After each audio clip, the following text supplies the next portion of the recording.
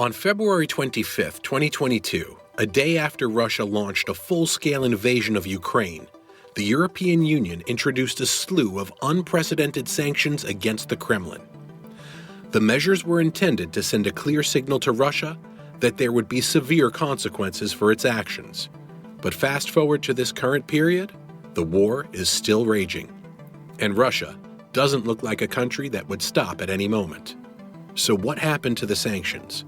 Are they not effective? And what sanctions could really work against Russia?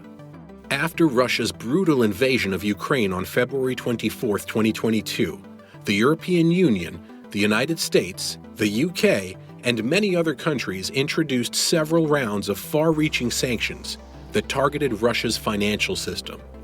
Hundreds of billions of dollars worth of Russian central bank reserves held abroad were frozen, and they made it difficult for Russian businesses to transact with the global economy.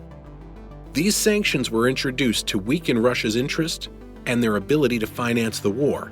But despite them, the Russian economy has proven to be more resilient than many experts anticipated. While the sanctions had an impact, the impact was minimal because Russia still had its most valuable exports, oil and gas, and so it held strong through 2022 with robust revenue. The EU was slow in targeting Russian oil and gas, largely due to their reliance on it.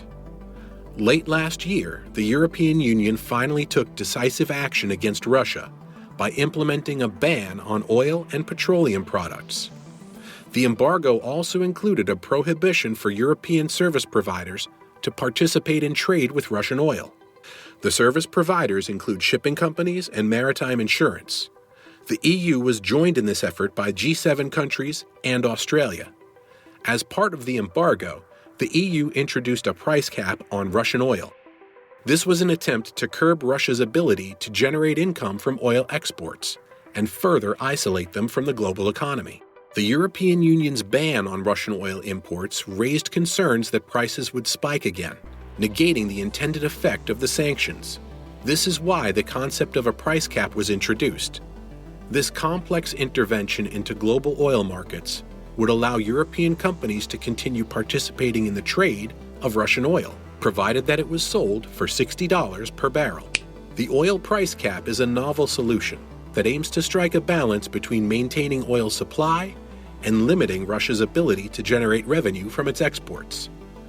Companies from the EU and G7 countries can provide services such as insurance and transit for Russian oil, but only if the oil is sold at $60 per barrel. This price cap is well below average global oil prices, which is intended to reduce the profits that Russia can generate from its oil sales.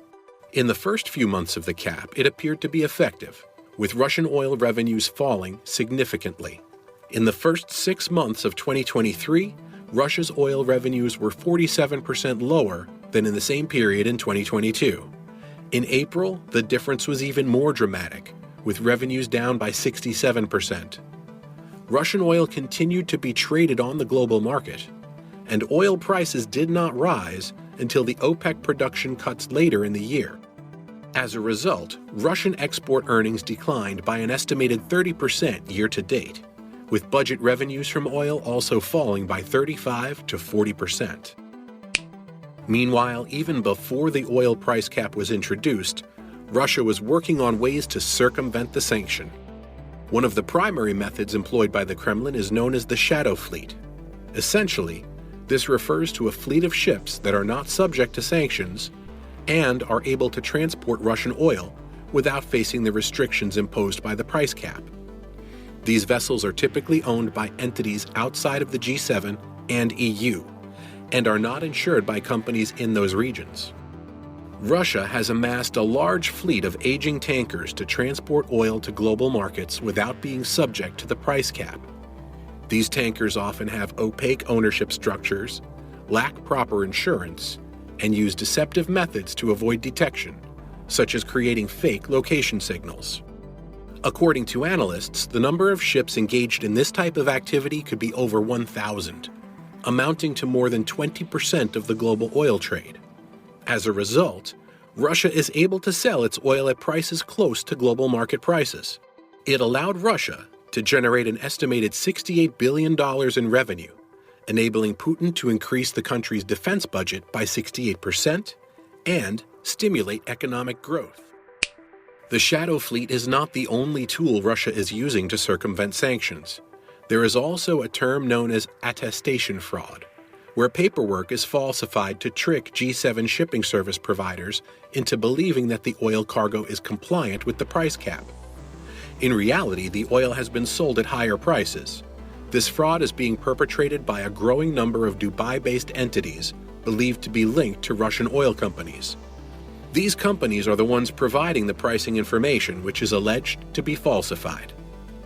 According to experts, the majority of Russian oil is now being sold well above the price cap, indicating that evasion measures have been effective.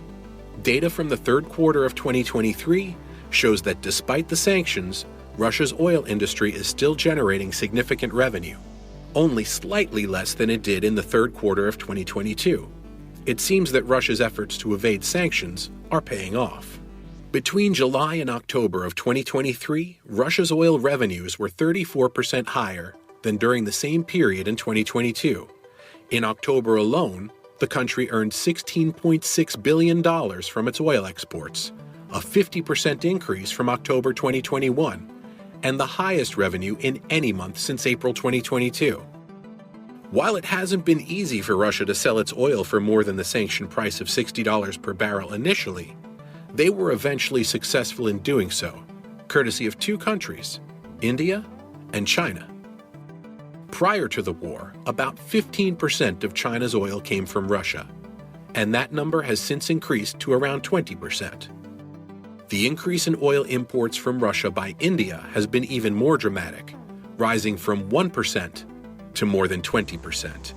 These two countries' role in maintaining the Russian economy's relative stability is undeniable, thereby fostering its war effort. China's growing relationship with Russia has led to an increase in economic cooperation. China has viewed Russia as a strategic partner, and so it was willing to increase trade relations, despite the risk of antagonizing the West. China saw the oil trade as an opportunity to strengthen its relationship with Russia in the economic aspect. While it is unlikely that China's decision to support Russia was entirely selfless, it did provide a much-needed boost to the Russian economy. While China has become an important buyer of Russian oil, it has also become a key supplier of semiconductors to Russia. These semiconductors are examples of dual-use technology, i.e., by themselves they're not weapons, but they are essential to the functioning of a modern military. Many of these products were previously sourced from the West, but sanctions have made them difficult for Russia to obtain them directly. Instead, Russia is relying on China to serve as an intermediary, supplying these critical technologies to keep its economy and military production running. China has not directly sold weapons to Russia, as doing so would likely trigger heavy sanctions. However, it has continued to trade with Russia, providing goods and technology that have helped to sustain the war in Ukraine. With all this, Russia is hell-bent on continuing the war. The Kremlin is set to spend 6% of gross domestic product, GDP, on the military in 2024, which accounts for 35% of government total spending. This funding will support Russia's ongoing war in Ukraine and bolster domestic security in the face of growing tensions with the West. The increased spending also reflects the Kremlin's prioritization of military and security interests over the needs of its own people. The 2024 budget does not appear to include any significant increases in social spending, which is likely to further strain the Russian population, which is already reeling from the economic impact of the war. Now, 2024 hasn't been all smiles for Ukraine. The country's counteroffensive in 2023 did not achieve the results that its allies had hoped for, and there are growing doubts about the sustainability of Western support for Ukraine. In addition to the possibility of a second term for former U.S. President Donald Trump, who shared some closeness with Putin, a new conflict in the Middle East has drawn global attention away from the situation in Ukraine. But in the midst of all this, the West isn't willing to allow Russia to make use of its robust capacity to continue the war. There's little doubt that they need to impose further pressure on the Kremlin, and they are on the way to doing that. The European Commission approved a 13th package of Ukraine-related sanctions against Russia on February 21st, banning nearly 200 entities and individuals accused of helping Moscow procure weapons or of involvement in kidnapping Ukrainian children. According to reports, Denmark is being considered in the proposal to inspect and potentially block Russian oil tankers passing through Danish straits. Denmark could play a crucial role in the enforcement of the oil price cap, given that more than half of all Russian seaborne oil exports pass through these narrow straits. The proposed strategy would target vessels without Western insurance, based on existing legislation that requires authorities to check ships for environmental risks. Given that Russia has turned to alternative insurance schemes, concerns have been raised about the financial capacity of these insurance companies to pay out in the event of an environmental disaster. So by requiring all Russian tankers in the Baltic Sea to meet certain insurance standards, it is possible to reduce Russia's revenues from oil exports and maintain the leverage of the price cap system. In addition to concerns about insurance and shipping, there is also the issue of attestation fraud, in which paperwork is falsified to make it appear that vessels are complying with sanctions. To address this problem, stricter enforcement measures are needed, including closer scrutiny of the original sales contracts, bank transactions, and customs declarations. The current system of attestation, which is a one-page document that simply states that the sale took place at or below the price cap, is woefully inadequate to prevent fraud and ensure compliance with sanctions. Besides dealing with Russia directly, there's also the two countries buying oil from them, China and India. Sanctioning India and China would be an effective way to reduce Russia's revenues. However, this approach has a number of challenges. Firstly, neither the US nor Europe are likely to be willing to impose sanctions on China, given their desire to maintain good relations with the country and counterbalance its growing influence. Secondly, the US may be reluctant to sanction India, given its strategic importance as a counterweight to China and its status as a key trade partner. Therefore, while it may be beneficial to sanction these countries, it is unlikely that the Western coalition will reach a consensus on it. In essence, as the war in Ukraine enters a new phase, it is clear that sanctions alone will not deter Russia from continuing its military campaign. This is not to say that sanctions are not having an impact, but rather that they must be accompanied by other measures if Ukraine is to achieve lasting peace. Putin's determination to continue the war, despite the heavy losses suffered by Russia, must be met with an equally resolute response from the international community.